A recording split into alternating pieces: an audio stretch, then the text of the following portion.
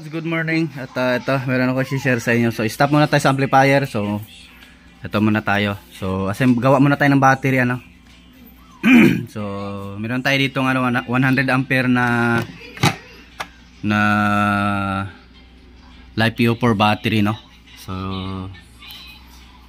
Great Power ang ano nito, brand. So, prismatic ata ito na battery. Or BYD. So, AV cell. Dami kasing ano, pare-pareho halos yung mga ano. So, ito, bali 24 volt system tong ano natin, no. 8 series. So, yan, meron tayong BMS na Gbaida. Smart to, no. So, pwede mo ma-monitor sa cellphone. And then, ito, yung balancer niya, active. So, ayan, may nagpapabuo sa atin, ano. So, ito, recycle na lang natin itong fiber sa TV to. Yung sa mga maliliit na flat screen, ano, LCD. So, ayan, ginamit natin dito pang freeze sa ating cell. So, matuldo, matibay naman. Okay naman siya, makapal. So, hindi na magbublot. So, ito. At, ayan, no. At, isi-series na natin yan ngayon. 8 series. So, may space na dito sa taas kasi nga, baka in case mag-upgrade si customer, ay, kung gusto niya gawing 200 ampere, ay, pwede pa, no. Ready na yung ano natin casing.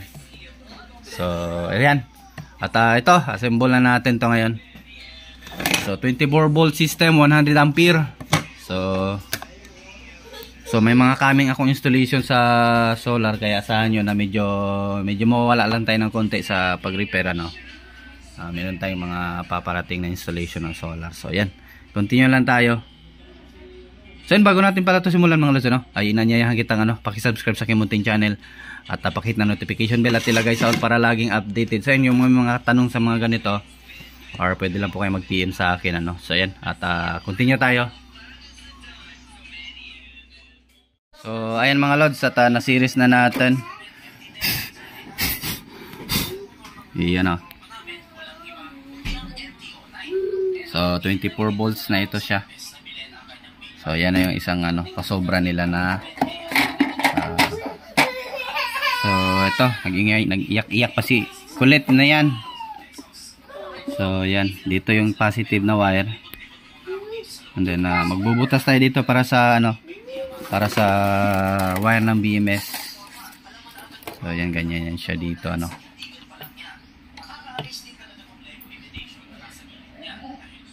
So, yan, continue tayo. So, maglagay na ako ng wire ng BMS at saka yung sa balancer natin.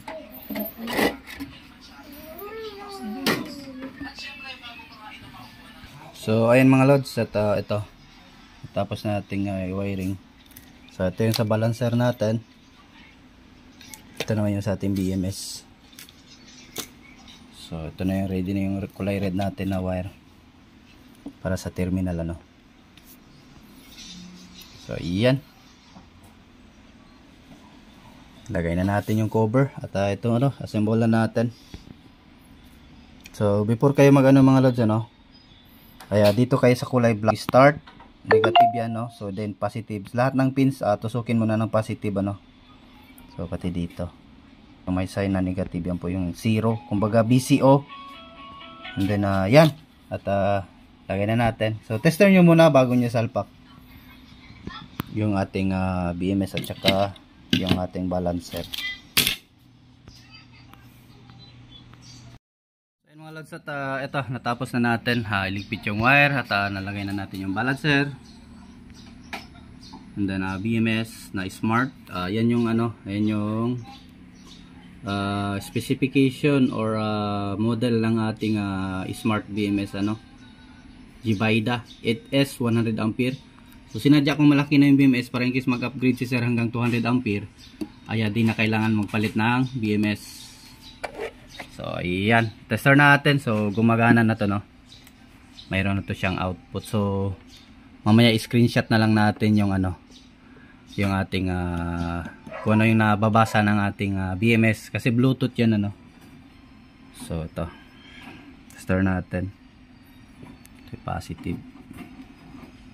So ayan, meron tayong 26. So goods na to, 26.6. So nasa 3.3 kada cell, ano. So ayan. So pwede na to kunin ni customer mamaya. So lagay lang tayo dito sa side ng, or dito ano, yung sa ano ng battery. So ayan, continue lang tayo at ito na lang yung kulang natin, yung battery terminal. Yung ano natin ay goods na. So ayan, continue lang tayo mga lods. Lods, at ito, continue tayo, update tayo. So natapos na natin. So parang kabaho nga, full glass. So ayan, yan yung wiring sa loob. Ayan. So yung negative dun sa kabila. So yun, goods na. So matutuwa na si customer ito kahit DIY lang tong kahan at yung ano niya, yung casing. So meron tayong ano 26.5 ano.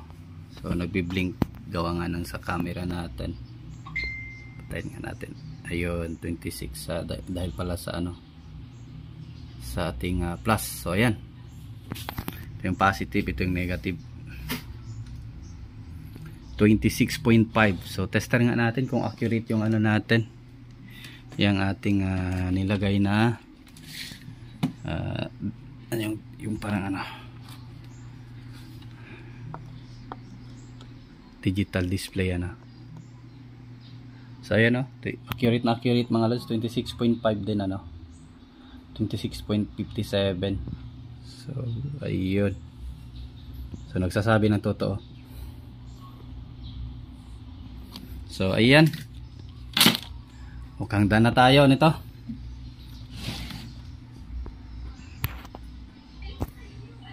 So may space pa sa loob para hindi iinit yung ating BMS, diba?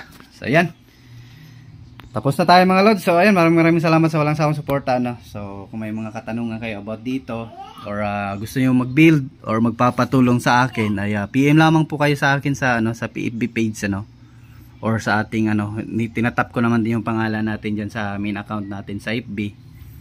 Ay PM lamang po kayo ano.